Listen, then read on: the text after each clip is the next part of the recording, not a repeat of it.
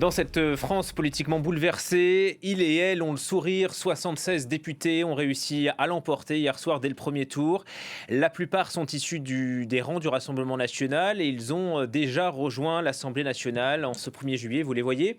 Natalia Odisharia, bonjour. Vous êtes sur place pour France 24. Alors, il y a des visages connus et puis d'autres qui vont faire leur premier pas dans l'hémicycle.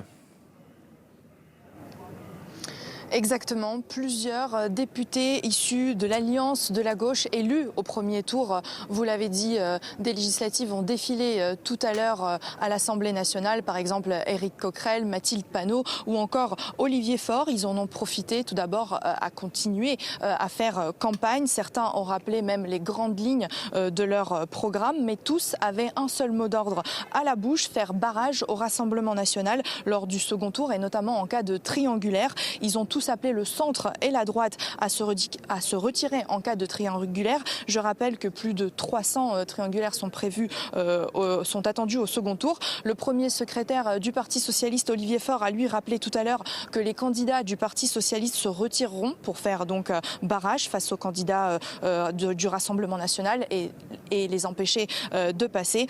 Ils se retireront donc face au centre et face à la droite notamment. Avec ce plan de désistement, le Front républicain espère surtout faire plus que le Rassemblement national. Par exemple, le député La France Insoumise Aurélien Saint-Toul nous a dit tout à l'heure qu'il comptait faire, ou qu'il espérait en tout cas faire plus de 50%. Mais en revanche, ils ont tous dans l'ensemble refusé un programme d'union nationale.